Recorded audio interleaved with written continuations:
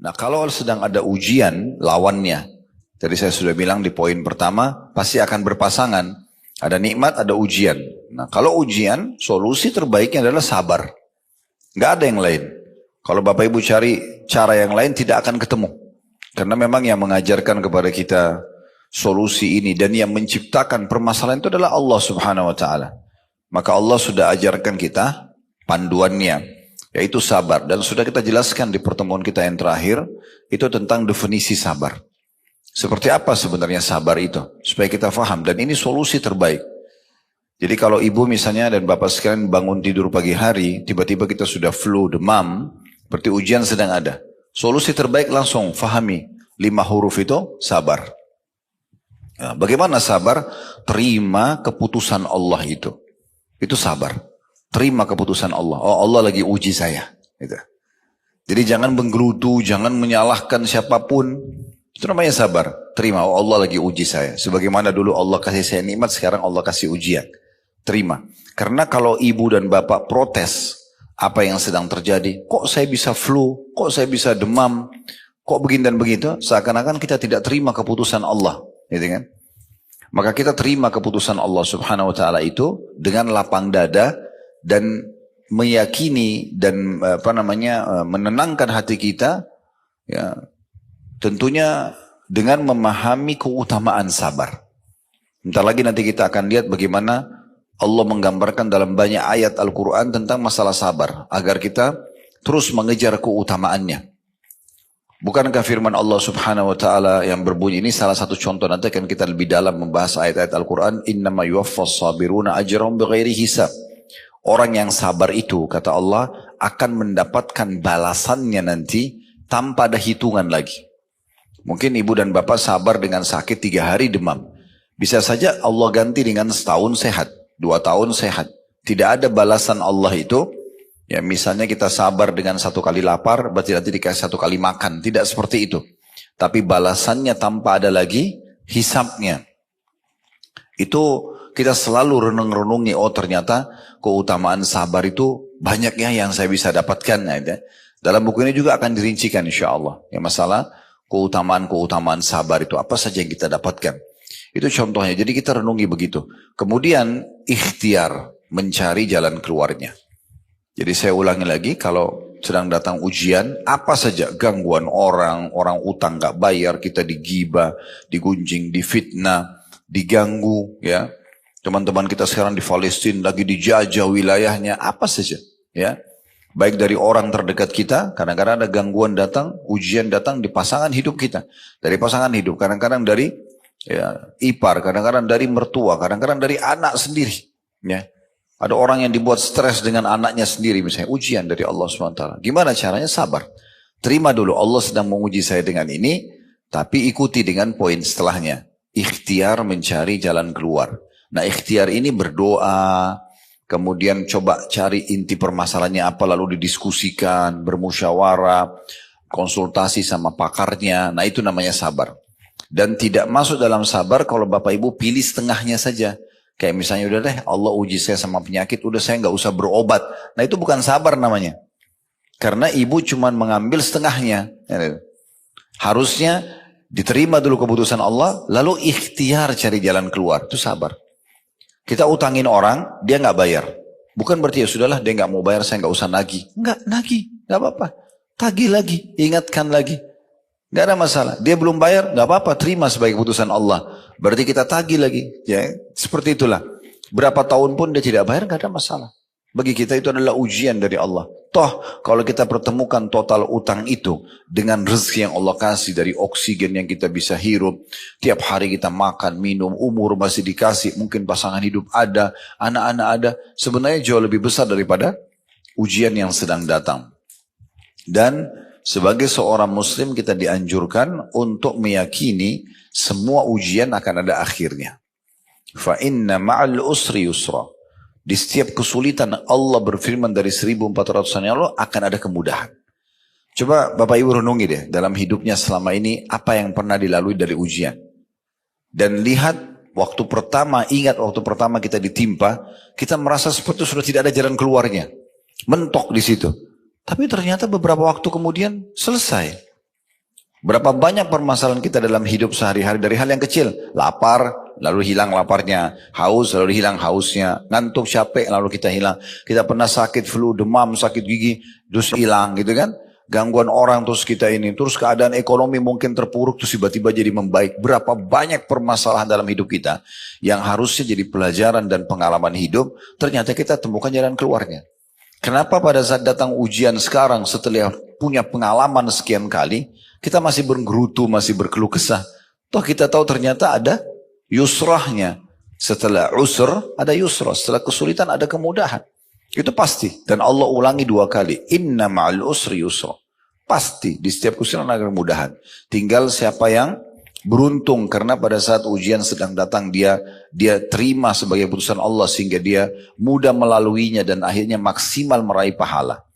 Karena ibu dan bapak sekarang kalau sedang diuji sama Allah. Misalnya kita bangun tidur tadi tiba-tiba flu. Kita mau ngoceh bagaimanapun.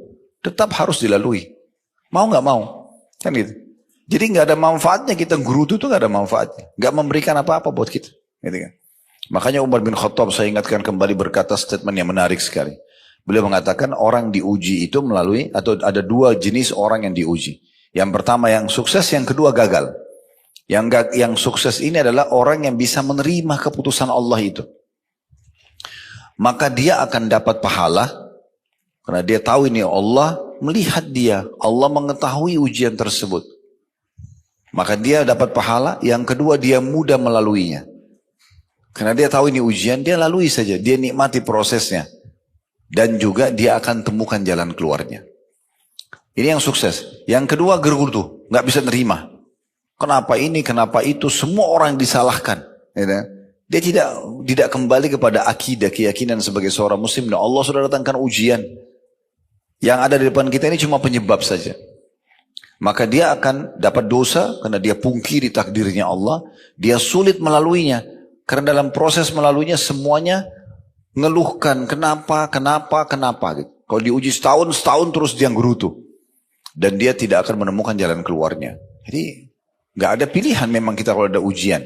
Ini solusi yang terbaik. Nah ini yang sedang kita bahas tentunya. Dan kita sudah titik beratkan pada pertemuan kita yang lalu tentang definisi sabar dari halaman 7 sampai halaman 12 ya. Itu yang saya reviewkan kembali supaya kita ingat ya. Sekarang kita masuk di halaman 13 tentang sabar dalam Al-Quran Al-Karim.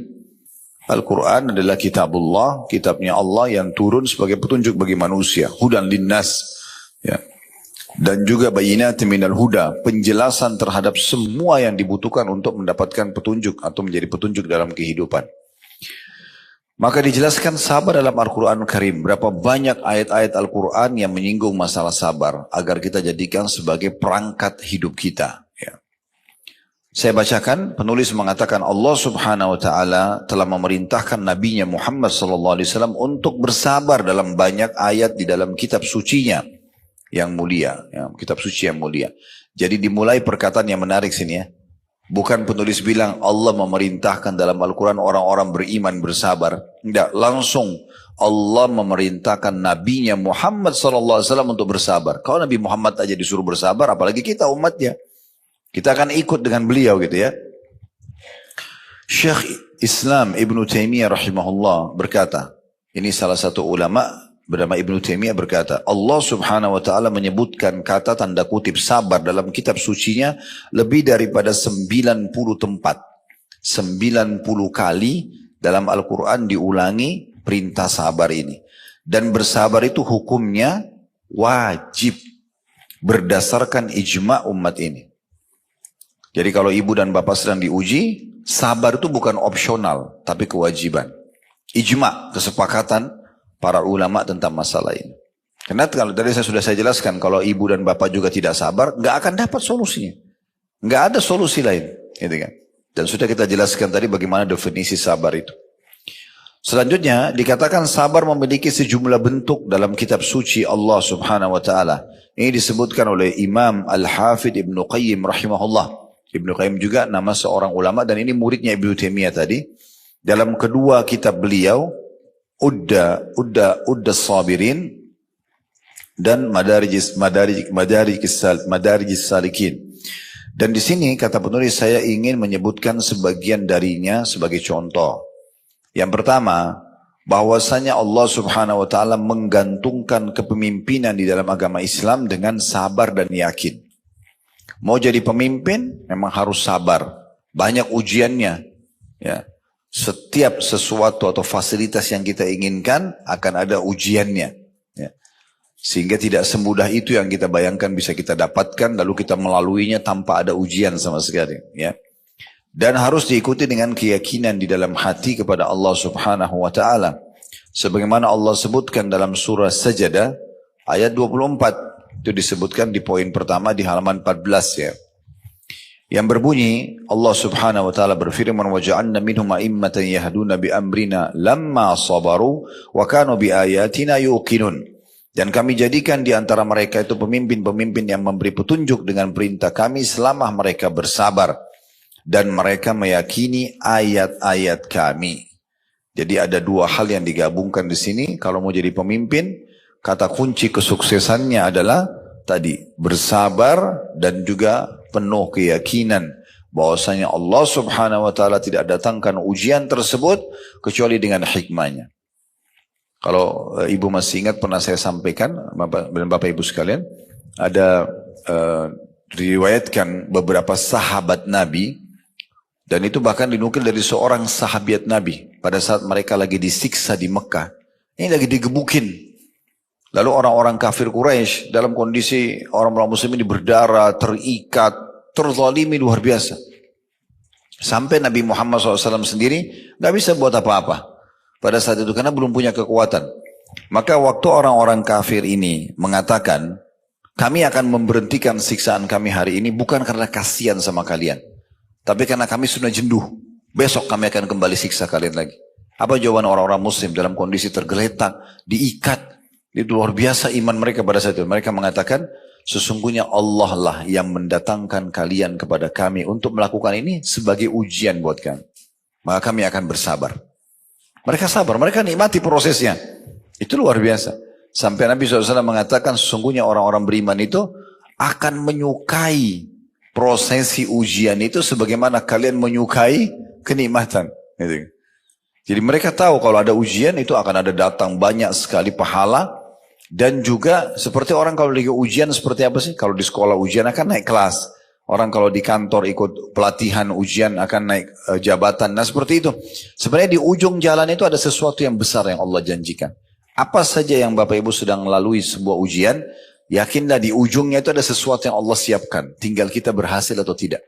Ya, itu poin yang perlu kita garis bawahi. Imam Sufyan Ats-Tsauri rahimahullah berkata, dengan kesabaran dan keyakinan, niscaya dapat diraih kepemimpinan dalam Islam. Dan Allah buktikan itu. Nabi Muhammad SAW bersabar 13 tahun.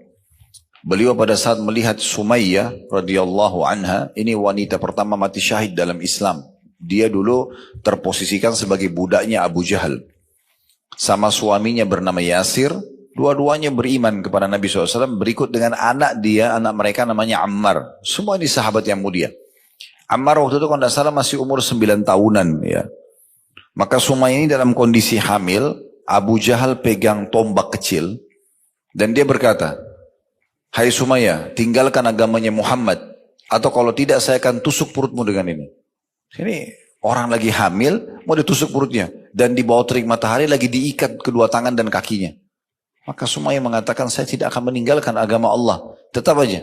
Lalu Abu Jahal menusuknya. Mati syahid gitu. Kemudian Yasir berusaha mau bela istrinya, nggak bisa. Dibunuh juga oleh Abu Jahal. Waktu Nabi SAW lewat, karena belum punya kekuatan. Maka apa jawaban beliau? Sabran ala Yasir fa inna mau'idakumul jannah. Sabarlah keluarganya Yasir. Karena janji kalian, jawaban kalian ini adalah surga. Dan orang-orang yang merasakan siksa, gangguan. Kita kasih contoh siksaan begini supaya nanti yang lain-lain ini hanya sekedar gosipan dari orang, hanya sekedar utang belum bebas. Itu kecil. Lihat teman-teman kita di Palestina, tuh rumahnya hancur. Ya. Bagaimana keluarga mereka mati depan mata mereka. Berita terbaru kemarin ada satu bapak, istrinya sudah meninggal. Empat anak perempuannya masih kecil-kecil semua, masih beda-beda setahun. Ya. Dari 14 tahun sampai 10 tahun, semuanya meninggal depan mata dia. Dia dibungkus kain kafan, mati semuanya gitu kan. Tapi mereka subhanallah lalui dengan terima gitu. Mereka tetap mempertahankan wilayah mereka, mereka merasa mereka punya hak, mereka laluin. Ada satu bapak, jawabannya luar biasa gitu. Di belakang bangunan rumahnya yang sudah runtuh, di situ toko dia, di situ rumah dia dulu, keluarganya sudah meninggal semua, tinggal dia sendiri. Ditanya oleh seseorang diwawancarai, kenapa? Bagaimana caranya Anda lalui ini? Dia bilang ini takdirnya Allah. Allah sedang mendatangkan ujian ini kepada kita. Gitu. Lalu bagaimana dengan keluarga yang sudah meninggal? Mereka sudah mendahului saya ke surga. Saya juga akan menyusul. Bagaimana dengan harta kalian? Harta Anda yang sudah hancur semua ini. Rumah hancur, toko-toko hancur. Dan di Gaza sudah nggak bisa mau hidup apa. Gaza itu sekarang sudah divonis kota nggak layak huni udah. Nggak ada apa-apa, hancur semuanya. Gitu kan. Tapi dia mengatakan, bukankah Allah sudah menjanjikan rezeki buat hambanya? Tidak mungkin orang meninggal sampai semua rezekinya diberikan. Maka saya tahu rezeki saya akan datang. Tidak mungkin luput, gitu kan? Dan saya akan terus melalui kehidupan ini sampai ajal datang. Jadi orang yang sudah faham itu beda. Orang yang sudah faham, dia beda, dia bisa melaluinya. Karena sekali lagi kalau ujian sedang datang, kita nggak punya opsi lain. Kalau kita bangun sakit, atau kita lagi di jalan tiba-tiba ban mobilnya pecah, atau apalah ya, gangguan tiba-tiba datang, itu kita tidak punya opsi lain. Kecuali tadi kita menerima sebagai keputusan Allah, kemudian kita ikhtiar. Kita cari jalan keluar. Ingat, menagih utang, melaporkan ke pihak keamanan, itu masuk dalam sabar ya. Sebagai bentuk ikhtiar kita. Nah, seperti itulah. Kemudian yang kedua, Allah subhanahu wa ta'ala menjelaskan bahwasanya sabar bersama takwa termasuk di antara sebab-sebab kemenangan dan keteguhan. Kalau tadi di poin pertama, sabar dengan keyakinan. Yakin Allah tidak datangkan ujian ini kecuali dia tahu. Ujian ini memang bisa saya lalui gitu kan. Maka seperti juga tanda kutip ya, panggilan dari Allah untuk ayo lebih dekat diri kepada saya akan kasih kamu jalan keluar gitu ya. Karena kita kalau lagi diuji Bapak Ibu sekalian, kita lebih mudah menangis, lebih mudah untuk mau khusyuk dalam sholat gitu kan. Oh lebih luar biasa dalam doanya. Mungkin kalau kita lagi sehat-sehat saja tidak bisa kita berdoa seperti itu. Sedahsyat kita kalau sedang ada ujian gitu ya. Ya Allah sedang tarik kita untuk dekatkan diri kepada dia. Tinggal minta, karena yang ciptakan kita Allah, yang ciptakan ujian itu Allah, dan bisa memberikan jalan keluar hanya Allah, maka Allah akan kasih. Selesai, sesederhana itu sebenarnya ya. Dan di poin kedua ini adalah digabungkan antara sabar dan ketakwaan. Maksudnya, kalau justru datang ujian, selain kita jadikan sabar, terima sebagai keputusan Allah dan ikhtiar cari jalan keluar, itu supaya ibu dan bapak bisa segera mendapatkan jalan keluarnya, solusi terbaiknya bertakwa. Artinya justru di saat-saat genting itu lebih dekat kepada Allah, lebih patuh kepada Allah. Ya, bukan justru kita makin melanggar. Ya, harusnya kita lebih dekatkan diri kepada Allah Subhanahu Wa Taala. Sebagaimana Allah berfirman dalam surah Al-Imran ayat 120, wa in tasbiru wa tattaqu la yadurrukum kaiduhum syai'a. Jika kalian bersabar dan bertakwa, takwa artinya patuh, mengerjakan apa yang Allah perintahkan, meninggalkan apa yang Allah larang, niscaya tipu daya mereka sedikit pun tidak mendatangkan kemudaratan kepada kalian. Jadi apa yang orang niat buruk kepada Bapak Ibu tidak akan berhasil, gitu ya. Selama kita menggabungkan dua hal ini, kita terima sebagai ujian Allah, lalu kita menjaga, jadikan momentum itu justru makin dekat kepada Allah. Saya pernah kasih contoh ini dari supaya mudah difahami. Kalau Bapak Ibu lagi mau ngajukan sesuatu di perusahaan misalnya, supaya dinaikkan gajinya, contoh, atau jabatannya, dan kita sudah ngajukan ke dirut kita proposal atau permohonan untuk dinaikkan jabatan kita. Kira-kira kita menjadi staf atau pegawai yang lebih baik, yang lebih patuh dengan peraturan perusahaan, atau kita jadi pegawai yang ugal-ugalan? Hah? Kan pasti kita kalau mau supaya proposal kita itu diterima, pasti kita makin tunjukkan prestasi, makin tepat datang, ya, makin bagus pekerjaannya, sehingga dirutnya itu akan menilai, oh orang ini pantas untuk diberikan. Tapi kalau dia telat datang, dia malah ugal-ugalan, mana mau diterima. Nah sebenarnya takwa itu seperti itu, supaya mudah memahaminya. Jadi makin ada ujian, makin dekat kepada Allah. Makin sholat malam, makin sholat duha, makin berdoa, makin sedekah.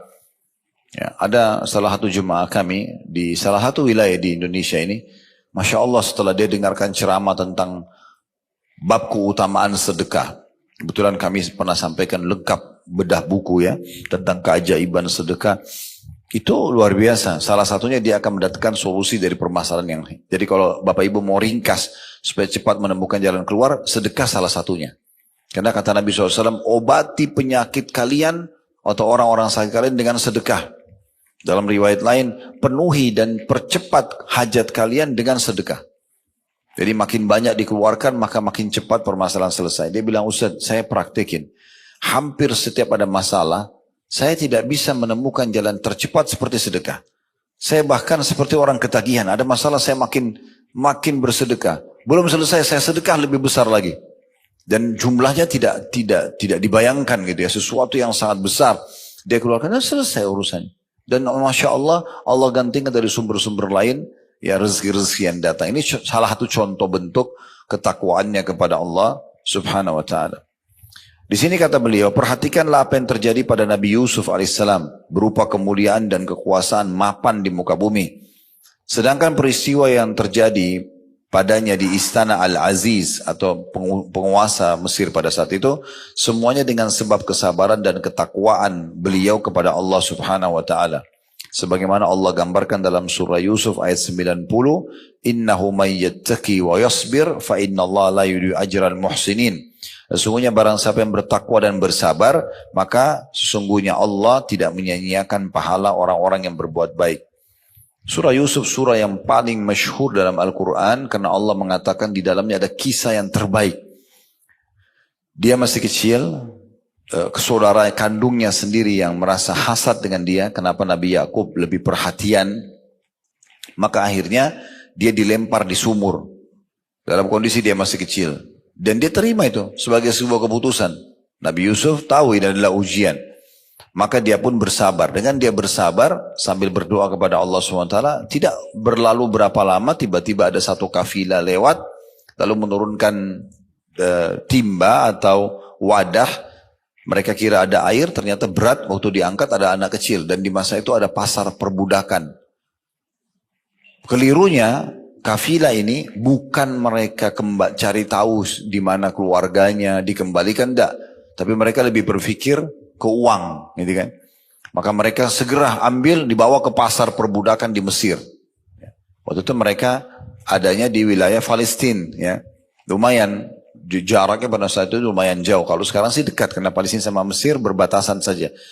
Maka mereka pun segera bawa ke Mesir, dijual di pasar budak, buru-buru supaya laku. Sebelum datang keluarganya anak ini yang cari tahu. Mereka tidak tahu sebenarnya Allah punya satu ya strategi di situ untuk menyelamatkan Nabi Yusuf. Karena kalaupun dikembalikan kepada Nabi Yakub di masa itu, tetap saudaranya hasad sama dia. Maka Allah selamatkan, dibawa ke pasar di Mesir karena anaknya tampan, kelihatan anak yang terjaga, terawat anak ini. Di pasar budak, biasanya budak itu tidak terawat segala macam. Maka ada satu orang yang terhormat di Mesir membeli dia. Dibeli kemudian dipajak tinggal di dalam istana Raja Mesir. Ini luar biasa gitu. Allah selamatkan. Dan kebetulan waktu itu dia sama istrinya nggak punya anak. Maka dia bilang sama istrinya, pelihara baik-baik anak ini, ya mungkin bisa membantu kita atau bisa menjadi anak kita, karena kita belum punya anak.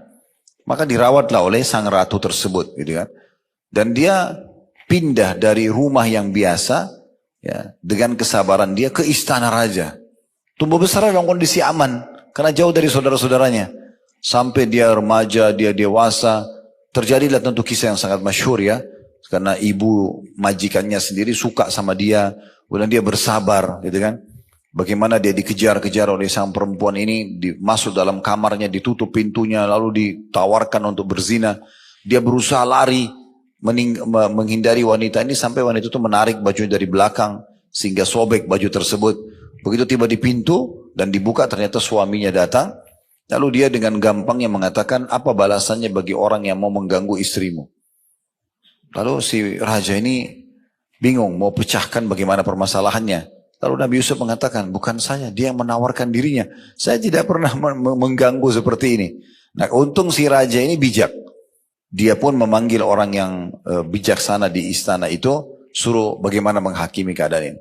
Maka dikatakan kalau dilihat saja bajunya Yusuf. Kalau baju Yusuf sobek dari depan, berarti betul dia mau mengganggu. Perempuan itu mau menyelamatkan diri. Tapi kalau bajunya sobek dari belakang, berarti betul dia yang dikejar. Tapi dia lari, ternyata ditemukan memang baju Yusuf sobek dari belakang. Maka sang raja mengatakan, sesungguhnya ini tipu daya kalian. Beristighfarlah, wahai para wanita, istighfarlah kepada Allah. Gitu kan? Kemudian Nabi Yusuf pun ya disuruh pergi tetap dengan kondisi dan di kamar dia di istana itu, tapi karena ya istri raja ini tetap menginginkan dia, dan tersebar berita di saat itu di satu Mesir kalau ternyata dia disukai oleh si ratu ini, menyukai anak angkatnya sendiri. Baru mereka mulai bicara lah para perempuan ini, sepertinya ada masalah ini secara kejiwaan nih. Kenapa bisa ratu suka dengan anaknya sendiri? Karena waktu itu belum ada foto, belum ada kamera, orang tidak tahu Nabi Yusuf ini seperti apa. Karena si ratu ini ingin menunjukkan kalau ini bukan salah saya loh. Yusuf ini terlalu tampan gitu. Maka bisa menggoda. Akhirnya dia undang semuanya, istri-istri pejabat pada saat itu di istananya, kemudian disiapin buah sama pisau. Lalu setelah mereka duduk semuanya menunggu hidangan, Yusuf disuruh keluar. Lewat aja depan ibu-ibu tersebut, mereka karena tampannya sampai potong tangannya sendiri. Ya. Tentu mungkin tidak masuk di akal kita kalau sekarang. Tapi perlu Bapak Ibu tahu memang Nabi SAW mengatakan sungguhnya Yusuf diberikan setengah ketampanan dunia. Jadi semua laki-laki digabung di muka bumi ini, yang tampan-tampan saja ditaruh di satu sisi, Yusuf sebelahnya, Yusuf tetap lebih tampan gitu. Ini luar biasa. Kita tidak bisa bayangkan sampai para ibu-ibu itu mengatakan ini malaikat ini. Ini bukan manusia. Entah gimana sudah tampannya beliau. Dan Nabi Muhammad SAW sendiri mengatakan waktu bertemu dengan Yusuf di kejadian Isra dan Mi'raj, sungguh memang betul dia diberikan setengah ketampanan dunia. Ya. Kemudian mereka mengatakan, oh ini malaikat bukan manusia. Ratu itu menimpal, itu tujuan dia. Inilah yang membuat saya tergoda. Kalian ngomong seenaknya aja, belum lihat orangnya gitu. Terus kemudian dia bilang lagi di saat itu di depan orang-orang, kalau dia tidak mau kerjakan apa yang saya perintahkan, maksudnya berzina, saya akan penjara dia. Ya, Yusuf mengatakan, penjara lebih saya sukai. Maka di penjara akhirnya Nabi Yusuf AS. Intinya gitu, di penjara, sekian tahun di penjara, dengan hikmah Allah SWT dia sabar. Ujian lagi datang. Ujian yang pertama tadi, dilempar oleh saudaranya di sumur, ya, kemudian dia lalui. Allah pindahkan ke istana. Di istana diuji lagi sama Allah SWT. Ratunya suka sama dia. Ini ujian keimanan. Dia tetap bersabar. Gak mau terjerumus dalam dosa. Sampai dalam sebuah riwayat dikatakan waktu istri raja itu mengejar Nabi Yusuf. Di ujung kamarnya dia ada patung yang mereka kultus di saat itu. Lalu si ratu ini ambil patung, ditutup patung itu sama kain. Kata Nabi Yusuf, subhanallah, engkau malu sama patung ini, tidak malu sama Allah gitu ya. Digituin sama dia. Yang jelas pada saat itu ujian datang.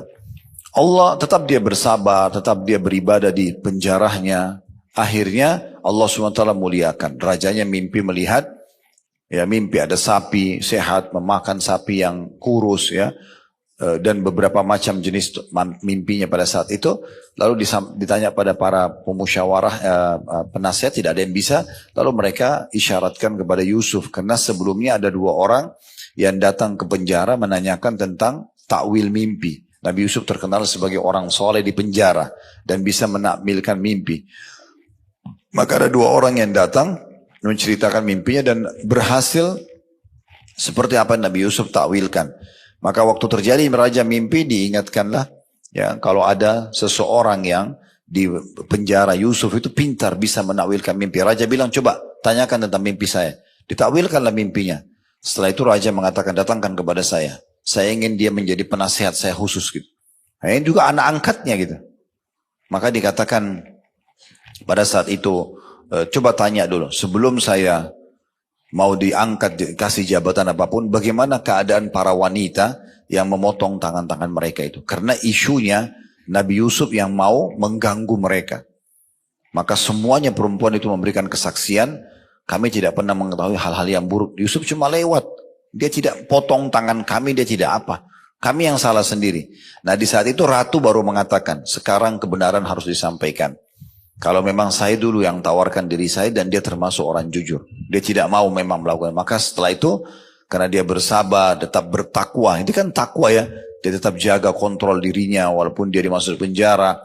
Walaupun ada karena kalau di secara akal-akal saya, kalau dia iyakan si ratu kemarin, hidupnya enak. Udah dia bisa biologis, walaupun haram zina, kemudian juga dia bisa dapat tinggal di istana, pasti perempuan ratu itu akan bela dia. Tapi dia tinggalkan karena itu haram. Itu namanya bertakwa. Mengerjakan perintah, meninggalkan larangan. Maka akhirnya Allah muliakan dia. Lalu raja memanggilnya dan dikatakan dia diberikan jabatan. Itu Nabi Yusuf menjadi orang yang punya jabatan tinggi di kerajaan tersebut. Sampai akhirnya beliau wafat di istana itu tentunya. Nah ini contoh saja bagaimana penyatuan antara ketakwaan dengan kesabarannya. Yang ketiga, bahwasanya Allah Subhanahu wa taala telah mengabarkan tentang dilipat gandakannya pahala-pahala orang yang bersabar dan bahwasanya mereka akan diberi balasan dengan pahala yang lebih baik daripada amal-amal mereka. Sebagaimana Allah sebutkan dalam surah An-Nahl ayat 96, وَلَنَجْزِيَنَّ الَّذِينَ صَبَرُوا أَجْرَهُمْ بِأَحْسَنِ مَا كَانُوا يَعْمَلُونَ. Dan kami benar-benar akan memberi balasan kepada orang-orang yang bersabar dengan pahala yang lebih baik daripada apa yang telah mereka kerjakan. Maksudnya di sini bisa mendapatkan dua hal. Pahala melimpah dari sabarnya dan juga amal apapun yang dia kerjakan karena dalam ujian maka akan dilipat gandakan pahalanya. Akan dilipat gandakan pahalanya ya. Jadi beda pahala orang yang beribadah di saat sedang ada ujian sehingga dia melaluinya dengan sabar dengan orang yang sedang tidak diuji ya. Intinya makin berat sebuah ujian dan kita tetap beribadah maka makin besar pahalanya. Makanya kata Nabi SAW, inna idhamal ajri ma'idhamil bala. Sesungguhnya besarnya kadar pahala sesuai dengan besarnya kadar ujian itu datang. Tidak mungkin sama orang yang sholat subuh di Indonesia, misalnya rumahnya dekat masjid ini, jalan kaki, dengan orang yang di Rusia sekarang misalnya musim dingin, dinginnya -5, -10, tapi tetap ke masjid. Saya teman-teman kita muslim, Masya Allah di Rusia itu lagi salju, penuh semuanya. Mereka tetap sujud di salju itu. Ya. Mereka tetap sholat subuh dingin sekali. Itu beda pahalanya, karena ujiannya lebih berat gitu ya. Jadi kalau ibu dan bapak mengerjakan sebuah perintah agama dan melalui satu proses yang berat, kita ngantuk banget, tapi ingin sholat malam, lalu kita tetap berusaha sholat, ya dengan orang yang memang tidak bisa tidur, kemudian dia sholat malam itu beda pahalanya, ya sudah beda. Begitu juga dengan ujian sama, orang yang ringan beda pahalanya dengan orang yang sedang, ujiannya orang yang berat, itu beda semua. Akan ada sesuai dengan kadar ujian itu datang. Kemudian yang keempat, Allah Subhanahu wa taala menjadikan sabar termasuk urusan yang wajib ditekadkan. Yang seharusnya bagi setiap muslim laki-laki maupun perempuan bersandar kepadanya dan berusaha untuknya. Kita selalu menggunakan sabar sebagai perangkat kita. Sebagaimana dalam surah Asy-Syura ayat 43 Allah Subhanahu wa taala berfirman, "Walaman sabara wa ghafara inna dzalika lamin azmil umur." Tetapi barang siapa yang bersabar dan memaafkan, sungguhnya yang demikian itu termasuk urusan yang wajib dibulatkan tekadnya untuk dilakukan. Jadi kalau misalnya ibu punya dua opsi ya bagi orang yang berbuat zalim kepada kita. Opsi yang pertama, pernah saya jelaskan itu, ibu murni dan bapak sekalian dendam. Ada orang gosipin kita, ada orang fitnah kita, ada orang ambil hak kita, udah kita dendam. Ya Allah butain matanya, misal, pincangin kakinya, apalah. Matikan dia, contoh, karena dia terasa terdolimi banget. Hartanya diambil misalnya, atau dia disakiti, dirusak nama baiknya. Bisa dia terdolimi. Karena orang yang terdolimi tidak ada hijab antara dia sama Allah. Bisa diterima doanya. Tapi ini murni balas dendam Bapak Ibu sekalian. Allah kabulkan matanya buta. Bisa dapat apa? Gak ada. Cuma dendam saja. Bolehkah? Boleh, karena dia terdolimi, haknya dia. Gitu kan? Tetapi ada opsi yang lebih baik. Ibu dan bapak doakan agar dapat hidayah. Supaya dia dapat hidayah, dia tahu kesalahannya. Dan kemudian Allah ubah dia. Dari sifat buruk itu menjadi sifat yang baik misalnya. Kalaupun dia utang, supaya dia bayar utangnya nih. Dia tersentuh secara keimanan. Kita tidak tahu bagaimana cara Allah. Mungkin kebetulan dia hadir di masjid dekat rumahnya. Lalu dia dengar ceramah. Lalu dia tersentuh, dia merasa ya dia harus kembalikan hak kita misalnya. Dan setelah itu dia dapat petunjuk, dia bisa menjadi orang yang soleh atau solehah, maka kita panen pahalanya. Itu juga lebih baik dibandingkan kita hanya sekedar dendam saja. Nah, seperti itu yang dimaksud di sini. Barang siapa yang bersabar dan memaafkan, maka sungguhnya itulah yang harus menjadi sebuah tekad yang dipertahankan atau dilakukan, kata Allah SWT. Yang kelima, Allah SWT menggantungkan keberuntungan pada sabar. Tidak ada orang sabar yang rugi, tidak ada. Jadi jangan pikir, saya kalau sabar saya rugi. Enggak rugi. Justru untung. Ya, kalau orang sabar itu untung. Sekarang ada orang caci maki Bapak Ibu sekalian. Caci maki. Bapak Ibu enggak layani. Sebenarnya kita beruntung itu. Kita jadi enggak emosi. Kita jadi enggak dapat dosa. Malah dia dapat dosa, kita dapat pahala. Karena kita coba bersabar gitu kan. Itu berbeda. Karena selama kita tidak membalas seseorang yang menyerang kita, maka kita akan terus panen pahala. Baik dari dia, dari pahala-pahala dia akan diberikan kepada kita, atau memang Allah SWT akan berikan kita catatan pahala tambahan di buku amal kita. Allah SWT memastikan bahwasanya keberuntungan, kemenangan pasti didapatkan dengan kesabaran. Dalam surah Al-Imran ayat 200, Ya ayyuhalladzina amanu isbiru wasabiru warabitu wattaqullaha la'allakum tuflihun. Ini ayat terakhir dalam surah Al-Imran, karena Al-Imran surah nomor 3 itu 200 ayat. Nah, ini ayat ke-200-nya. Wahai orang-orang yang beriman, bersabarlah kalian. Terus Allah bilang lagi apa? Dan kuatkan kesabaran kalian. Jangan cuma sabar sekali. Jangan cuma sabar sehari. Atau sabar di awal saja, pertengahan lalu kendor. Tidak, kuatkan sabar itu sampai selesai permasalahannya. Dan tetaplah bersiap siaga di perbatasan negeri kalian dan bertakwalah kepada Allah supaya kalian beruntung. Mana beruntung diberikan kemenangan, ya. Yang keenam, Allah SWT memuji hamba-hambanya karena bersabar, sebagaimana dia memuji Nabi Ayyub alaihissalam. Artinya dipuji di sini Allah menjadikan atau memberikan balasan maksimal kepada dia, solusi maksimal bagi dia, gitu kan? Sebagaimana Allah ceritakan Nabi Ayyub. Kalau Bapak Ibu pernah dengar ada istilah kita di Indonesia itu sabar Ayyub, ya. Karena Nabi Ayyub ini sangat penyabar. Jadi kalau mau sabar, sabarlah seperti Nabi Ayyub, karena sabarnya luar biasa gitu ya. Allah menyebutkan dalam surah Shad ayat 44, Inna wajadnahu sabira ni'mal abd innahu awwab. Sesungguhnya kami dapati dia Ayyub seorang yang sabar, dia adalah sebaik-baik hamba, sesungguhnya dia amat taat kepada Tuhannya. Ini yang saya ketahui ya, sebatas ilmu saya. Nabi Ayyub alaihissalam itu dia menikah, awal pernikahan dia 20 tahun pertama. 20 tahun pertama semuanya kenikmatan. Semuanya, tidak pernah ada masalah. Bahkan Allah karuniai dia 12 orang anak dari istrinya, ini laki-laki semua.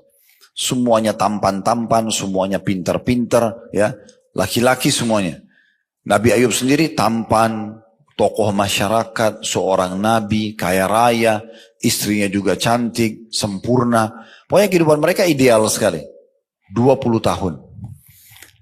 Tahun atau hari pertama tahun 21, Allah Subhanahu wa taala datangkan ujiannya dalam 3 hari, Bapak Ibu sekalian. Ujian datang dalam 3 hari, habis semuanya. Hari pertama ujiannya, 12 orang anak laki-lakinya lagi makan di satu ruangan, kayak ruang itu, rubuh atapnya, mati semua. 12 anak laki-lakinya mati semua dalam 1 hari. Bukan 1 2 ya, 12-nya semua. Dalam 1 hari, tidak punya anak langsung. Habis ceritanya. Kan orang mungkin mati anaknya 1 2, ini 12-nya semua mati. Hari kedua, Allah Subhanahu wa taala datangkan hama di perkebunan dan peternakannya, habis semua. Hari kedua jadi miskin, gak punya apa-apa. Karena masa itu kekayaannya di harta hewan ternak dan perkebunannya. Habis semua. Di hari ketiga, Allah datangkan ujian, kena penyakit kulit. Ya, semua orang menjauh dari Nabi Ayyub karena takut tertular. Padahal dia itu Nabi, dia harus berdakwah kan gitu. Tapi datang ujian. Nabi Ayyub tidak mengucapkan satu kata, bukan lagi gerutu banyak, satu kata mengeluh kenapa ya Allah, gak ada. Jadi nikmat aja prosesnya. Dalam 3 hari, habis tidak punya anak, habis nggak punya harta, juga kena penyakit yang menular lagi. Luar biasa. Ada beberapa asar menyebutkan istrinya pun menjauh, ada yang mengatakan istrinya tetap menemani dia, bersama. Maka berjalan, sampai kurang lebih 18 tahun. 18 tahun begitu keadaannya. Nggak punya anak, nggak punya harta, ya, dan juga kena penyakit yang menular. Istrinya sempat bilang, wahai Nabi Allah, nggak usah minta lagi keturunan sama Allah, nggak usah minta harta, minta Anda disembuhkan saja. Tak sembuh saja, supaya bisa berdakwah. Sekarang orang semua menjauh karena penyakit ini. Apa kata Nabi Ayub? Wahai istriku, berapa tahun dulu kita merasakan nikmat? Kata istrinya 20 tahun. Istri tahu nih 20 tahun tidak ada masalah. Berapa lama sekarang kita diuji? Kata istrinya 18 tahun. Kata Nabi Ayub, saya masih malu minta sama Allah. Belum berimbang. Belum berimbang. Ini kadang-kadang kita lupa Bapak Ibu sekalian ya. Misalnya 1 tahun 365 hari kita sehat. Tahun kedua Allah uji seminggu aja flu. Luar biasa. Satu kampung tahu kalau flu. Seakan-akan dia ini sudah kena musibah yang paling besar, cuma flu doang. Dia 1 tahun kemarin tidak apa-apa. Pernah rasa 1 tahun nggak sakit ya? Nggak sakit 1 tahun bisa berjalan, nggak flu, nggak demam gitu ya. Ada berlalu, tapi kita lupa kadang-kadang dengan ujian sedikit itu. Maka dia bersabar sampai 20 tahun. Setelah 20 tahun, Nabi Ayub berdoa begini, mengatakan, Rabbi anni massaniyadh-dhurr wa anta arhamur rahimin. Wahai Tuhanku, Engkau telah menimpahkan padaku ujian ini, penyakit ini. Dia cuma sebutkan penyakit ya. Tapi Engkau zat yang maha penyayang. Apa maknanya? Wa anta arhamur rahimin, dan Kau zat maha penyayang. Artinya kalau Kau mau sembuhkan silakan ya Allah. Kalau Kau masih mau uji saya terima. Coba bayangkan luar biasa sabar. Setelah 20 tahun. Dia nggak bilang ya Allah ini 20 tahun sudah berimbang dong. Harusnya enggak. Kalau Engkau ingin, silahkan ya Allah, sembuhkan. Kalau mau uji lagi, saya masih sabar. Apa yang terjadi Bu? Ini perhatikan buah sabarnya ya. Disebutkan dalam riwayat-riwayat tentang masalah ini. Pada hari itu, Allah kabulkan. Yang paling pertama Allah hilangkan penyakitnya. Allah munculkan sumber mata air di dekat ranjangnya beliau. Disuruh oleh Allah SWT mandi dengan air itu, hilang penyakitnya. Dipakai sama Nabi Ayub, mandi. Hilang semua. Bahkan Nabi Ayub jauh lebih tampan, lebih bersih dari 20 tahun yang lalu. Setelah pakai air itu, kuasa Allah SWT. Di hari kedua, terdengar oleh masyarakatnya, kaumnya dia, oh Nabi Ayub sudah sembuh. Kan ini yang membuat mereka lari kan. Akhirnya mereka semua datang, mereka bawa hadiah. Ada yang bawa sapi, ada yang bawa unta, ada yang bawa domba, ada yang hadiahkan, wakafkan kebunnya. Dalam 1 hari, harta Nabi Ayub kembali 2 kali lipat dari yang 20 tahun lalu. Tidak kerja, dikasih orang. Gampangnya Allah kembalikan.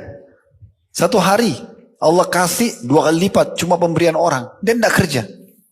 Di hari ketiga, istrinya diinformasikan hamil.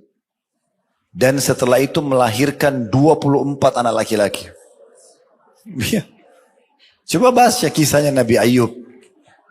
Ya. Allah berikan kekuatan, Allah berikan kesuburan, melahirkan 24 anak. Ya, karena Allah mengatakan kami balas Ayub itu dengan kami lipat gandakan hartanya, kesehatannya, keturunannya. Didobelkan semua sama Allah. Jadi akhir daripada kesabaran itu ada sesuatu yang manis di situ.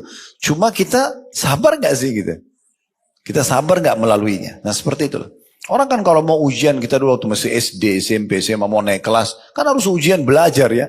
Tapi buahnya apa? Kalau kita belajar ranking 1 misalnya, oh itu luar biasa bahagianya. Orang tua juga bangganya karena ditulis angkanya dengan pulpen warna hitam gitu ya. Kalau di tahun 90-an dulu, 80-an begitu dulu ya. Kalau sekarang saya tidak tahu sudah seperti apa, tapi gitu. Dibandingkan ditulis angka merah, malu ngeliatin rapotnya sama orang tuanya gitu ya. Jadi memang ujung ujian itu ada sesuatu yang menunggu kita. Tinggal kita mau melalui proses. Enaknya itu sebagai seorang muslim Bapak Ibu sekalian, kita sudah dapat bocorannya. Bocoran sudah ada ini. Dari awal siapa yang manusia diciptakan, lalu prosesi nabi-nabi datang, kitab-kitab turun, kaum yang beriman selamat, kaum yang kafir begini. Selama kita hidup, panduan hidup kita apa? Mana makanan, mana minuman, mana pergaulan, mana pendapatan yang boleh, tidak boleh. Dan akhir semua ini, Nanti kau akan mati ya. Mati itu masuk ke alam barzah kuburan. Kuburan itu taman dari taman surga kalau beriman atau lubang dari lubang neraka kalau orang kafir. Kemudian akan ada kebangkitan ditimbang amal hari kiamat. Yang lolos masuk surga. Surga itu begini loh. Dirincikan tanahnya, pintu gerbangnya, pohon-pohonnya, bidadari dan bidadaranya, istanahnya, pakaiannya, buah-buahannya, semua rinci. Ya, dirincikan dengan banyak ayat. Ini kalau Bapak Ibu mau kembali di playlist YouTube kami ada bedah buku Rasulullah SAW cerita tentang surga dan neraka. 30 bab saya bahas tentang surga. Kemarin waktu kami haji, karena lumayan 20-an hari kurang lebih, saya bedah buku ini sampai habis juga untuk jemaah haji. Dan kita sempat online. Saya ulangi kembali 30 bab tentang surga itu dari pintu gerbangnya, istanahnya, tanahnya, kebun-kebunnya, dipan-dipannya, permadaninya, pakaiannya. Wah, luar biasa udah. Susah sekali digambarkan gitu indahnya gitu ya.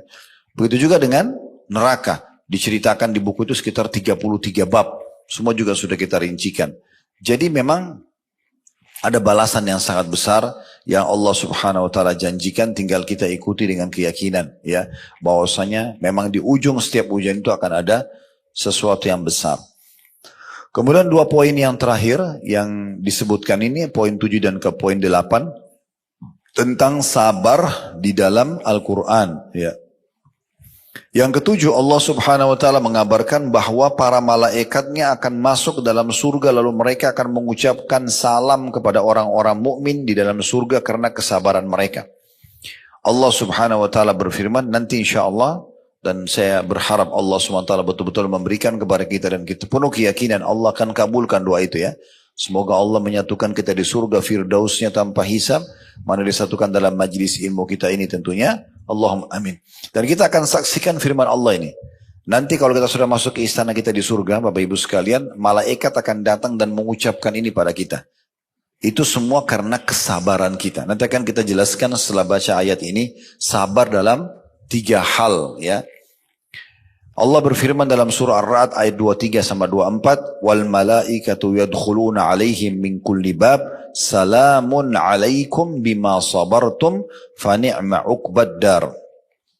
Yang artinya, dan malaikat-malaikat masuk ke tempat-tempat mereka dari semua pintu, ya maksudnya pintu-pintu surga, sambil mengucapkan selamat atas kalian karena kesabaran kalian. Maka alangkah baiknya tempat kesudahan itu. Maksudnya apa? Surga tempatnya orang-orang yang sabar. Nah, sabar ini dalam 3 hal tadi saya bilang, saya mau sampaikan. Ini pernah kita singgung tapi saya ingatkan kembali. Yang pertama, Bapak Ibu harus sabar dalam mengerjakan ketaatan. Nah, duduk di majelis ilmu begini butuh sabar. Duduk, dengarin, renungin ya. Terus niatkan mau mengamalkan itu butuh sabar. Sholat butuh sabar, puasa butuh sabar, sedekah dan zakat butuh sabar, haji umrah butuh sabar, bakti sama orang tua butuh sabar, ngurus anak, melayani suami dan ibu-ibu juga butuh sabar, suami memberikan kebutuhan istri butuh sabar. Sabar semua dalam lingkungan kita, sabar dengan cuaca, sabar dengan gangguan orang, sabar. Maka kita sabar yang pertama dalam mengerjakan ketaatan dulu. Untuk mengerjakan ibadah butuh kesabaran. Memang berat, tapi di beberapa keadaan, tapi kita sabari. Yang kedua, sabar dalam meninggalkan dosa. Nah, semua orang di antara kita punya peluang berzina, peluang berbohong, peluang menipu, peluang apalah dosa. Tapi di saat sedang ditawarin oleh syaitan, tolak, sabar. Jangan iyakan. Itu butuh kesabaran. Dan yang ketiga baru sabar terhadap ujian harian kita. Sabar atas ujian harian, ya seperti sakit, gangguan orang, nah itu baru sabar. Nah biasanya yang kita sering dengar di tengah-tengah masyarakat kita, sabar yang ketiga aja nih. Sabar kalau lagi sakit, sabar kalau lagi diganggu orang gitu-gitu ya. Padahal sebenarnya sabar itu, ini sabar yang ketiga ini hanya akan bisa dilalui dengan mudah kalau kita sudah sabar poin 1 dan poin 2. Sabar di atas ketaatan kepada Allah, sabar meninggalkan dosa, baru kemudian sabar ujian harian itu akan mudah kita lalui. Yang terakhir yang ke-8 di sini diangkat dari Al-Quran, Allah menjadikan sabar sebagai penolong dan memerintahkan untuk mencari pertolongan dengannya dalam setiap kesulitan yang menimpa seorang hamba. Sebagaimana Allah berfirman dalam surah Al-Baqarah ayat 45, wasta'inu bis-sabri was-salah, dan mintalah pertolongan kepada Allah dengan sabar dan salat. Jadi setiap kali ada masalah apapun, maka dahulukan ya sholat dan sabar. Udah clear. Kalau dua itu Bapak Ibu bisa jaga, maka insya Allah akan aman semuanya. Makanya dikatakan Nabi SAW, Bapak Ibu sekalian itu kalau sedang menghadapi masalah apapun, maka beliau yang pertama dilakukan adalah sholat. Ya, wudu, sholat. Minta petunjuk kepada Allah subhanahu wa ta'ala. Minta petunjuk kepada Allah subhanahu wa ta'ala.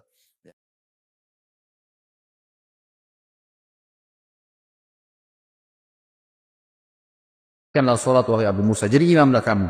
Kemudian Abu Lu'lu ini karena panik dan di sekitar Umar yang di saf-saf yang dekat tahu kalau dia sedang menusuk, maka dia berusaha menusuk semua orang yang di sekitar dia sampai dia melukai 13 orang. Dan 3 orang sempat mati terbunuh bersama Umar, tentunya mati syahid nanti berempat, gitu kan. Tapi 3 orang ini mati di masjid, yang 10 orang luka parah gitu. Nah pada saat ada kejadian tersebut, sahabat sudah tahu kalau ini orang membunuh Amir Mu'minin, menusuk. Maka dia melemparkan jubahnya ke arah wajahnya sehingga tidak melihat dan dikeroyokin. Pada saat itu dia tahu dia akan mati, lalu dia mengambil pisau tersebut dan menusukkan ke lehernya sendiri. Meninggallah Abu Lu'lu ini, dalam kisah sahih ini disebutkan. Dan ini yang luar biasanya, semoga Allah berikan hidayah ya. Kita tetap masih mendoakan. Di Iran sekarang ini, dibangun sebuah kuburan, dinamakan kuburannya Abu Lu'lu. Ya, dan dianggap Abu Lu'lu seorang pahlawan orang-orang Syiah, itu karena berhasil membunuh Umar bin Khattab radhiyallahu anhu. Ini luar biasa. Ya, pembunuh Amir Mu'minin yang terkenal dengan kesolehannya, jaminan surga dari Nabi SAW. Berapa banyak hadis yang kita sebutkan. Lalu mereka bangga dan pernah saya punya cuplikannya dalam bahasa Arab. Mereka melanturkan bahasa Arab, orang-orang Persia itu mengatakan artinya begini, ya Allah bangkitkanlah kami bersama pejuang Abu Lu'lu di hari kiamat, naudzubillah. Berarti termasuk bersama-sama di neraka karena berhasil membunuh Umar yang mereka anggap orang kafir. Ini berbahaya sekali, subhanallah. Jadi begitu kisahnya. Maka Umar pun akhirnya sakit parah pada saat itu. Kisahnya panjang lebar, saya ringkaskan. Umar pun akhirnya sakit parah pada saat itu. Kemudian Umar bin Khattab berkata kepada Abu Musa al-Asy'ari, coba lihat siapa yang menusuk saya. Waktu itu mereka belum tahu. Masih simpang siur beritanya gitu kan. Sahabat-sahabat di kiri kanan saf masih mengatakan subhanallah, subhanallah. Mereka nggak tahu karena suara Umar tiba-tiba hilang.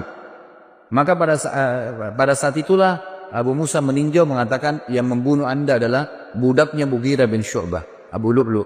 Maka Umar pun mengatakan semoga Allah membunuhnya. Kata Abu Musa sudah mati Amir Mu'minin, dia bunuh dirinya sendiri. Lalu kemudian Umar bin Khattab ternyata tusukannya sangat keras. Dari belakang di sisi kanan perut, itu saking tajamnya pisau itu dan tebal gitu kan, sehingga pada saat ditusuk dan memang dia niat membunuh, ditusuk sampai tembus ke depan perutnya Umar radhiyallahu anhu. Jadi lubang dari belakang sampai ke depan. Dan pada saat itu beberapa sahabat dan tabi'in sempat membawakan minuman kepada Umar bin Khattab. Ada yang membawa air kismis, ada yang membawa juga susu unta. Dan pada saat diminum maka keluar dari sisi lubang perutnya. Dan dipanggil pada saat itu ada seorang tabib yang jelas sekali ya mengetahui masalah dan mengatakan kayaknya Amir Mu'minin sudah tidak tertolong lagi. Umar pun mengatakan, dan ini pelajaran-pelajaran yang kita bisa ambil luar biasa ya. Subhanallah, setiap orang yang dekat dengan Allah sebelum meninggal dunia, kita dengar kisah Abu Bakar yang lalu, ini kisah Umar. Nanti kita dengar juga kisah Uthman, kisah Ali, sahabat-sahabat yang mulia ini yang dekat sama Allah. Sebelum meninggal, Allah kayak berikan isyarat mereka akan meninggal.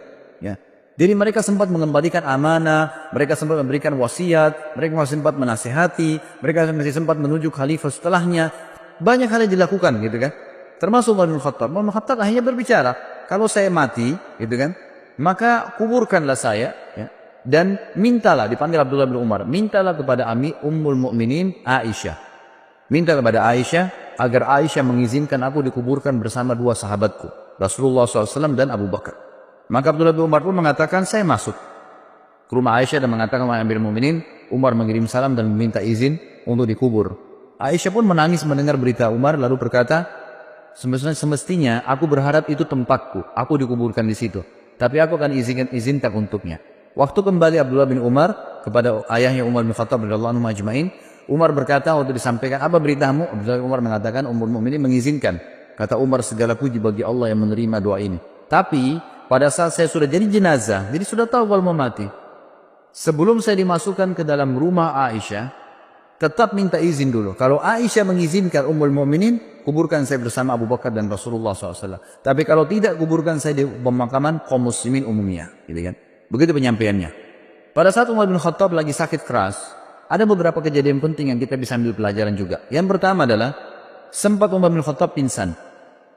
Waktu itu di sebelah Umar yang paling dekat adalah Abbas, paman Nabi SAW radhiyallahu anhu, dan juga Ali bin Abi Thalib yang waktu itu mertua Nabi, mertuanya Umar bin Khattab, dan juga sahabat dekatnya Umar bin Khattab radhiyallahu anhu. Dan ini pelajaran besar sekali yang kita bisa ambil.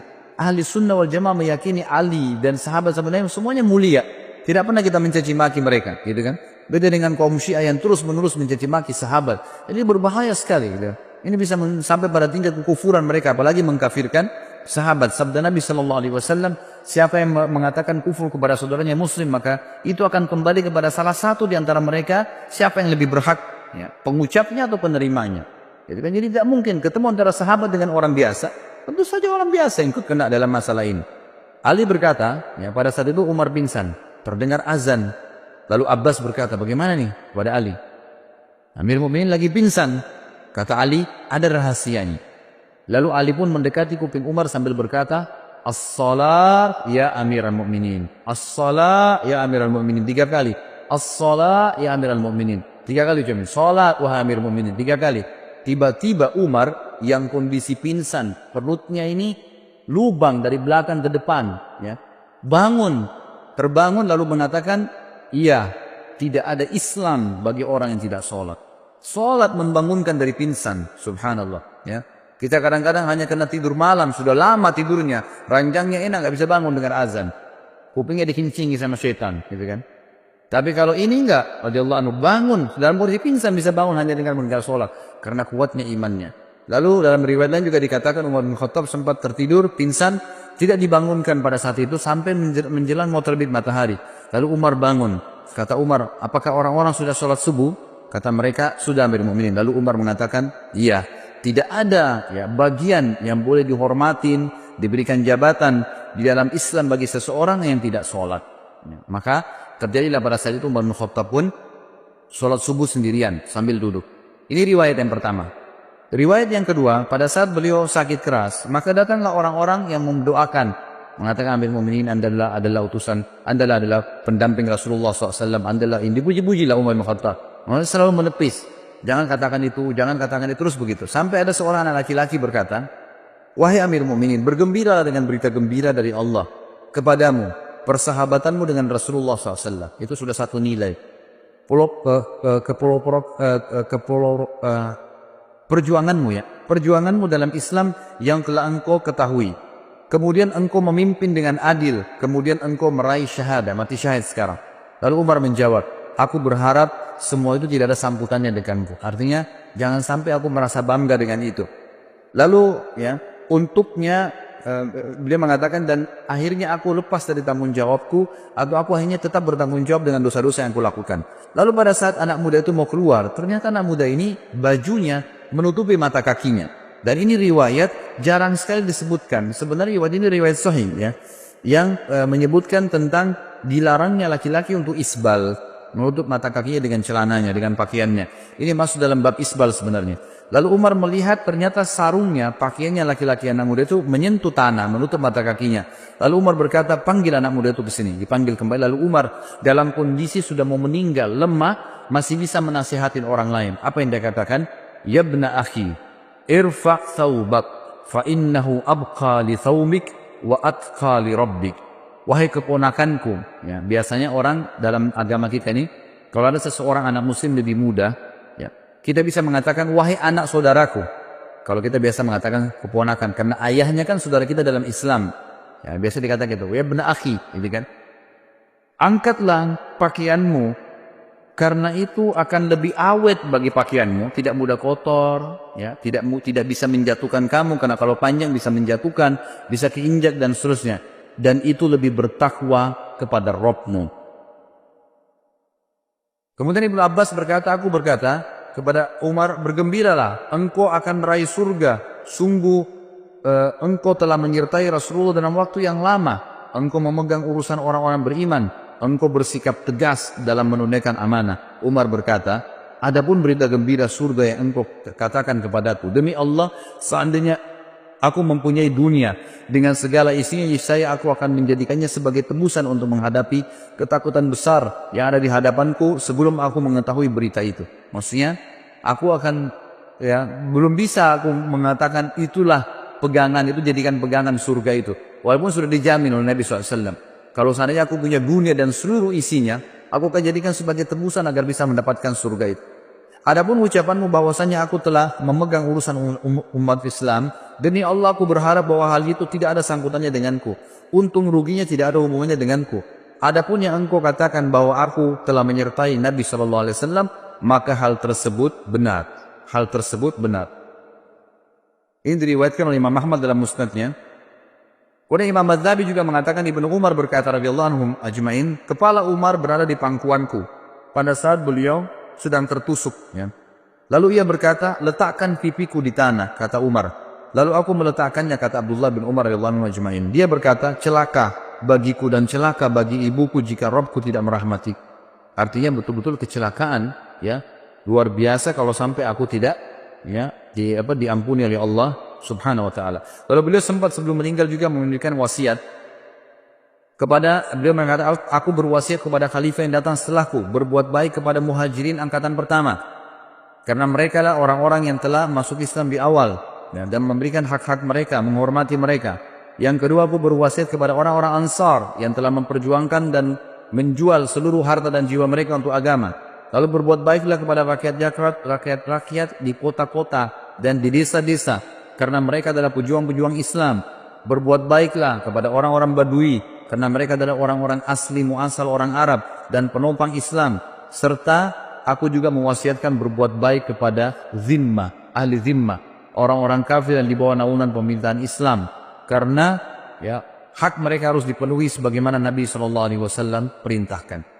Ada beberapa pujian sahabat-sahabat yang kita akan sebutkan poin-poinnya sebelum disebutkan kematian beliau radhiyallahu anhu kepada Umar bin Khattab. Dan ini pada saat menjelang Umar bin Khattab sakarat dan meninggal dunia. Dan beliau meninggal disebutkan dalam banyak athar sangat mudah. Tiba-tiba saja beliau setelah memberikan wasiat tadi tentang khalifah setelahnya, lalu beliau menutupkan mata dan beliau meninggal dunia. Seketika pada saat itu. Tidak ada sesuatu yang melihat itu berat, susah, nggak ada seperti itu. Lalu pada saat itulah puji-pujian harum dari para sahabat datang kepada beliau. Jadi semenjak mereka lihat Umar sudah mulai melemah, sudah mulai ada puji-pujian yang keluar sampai beliau dimakamkan.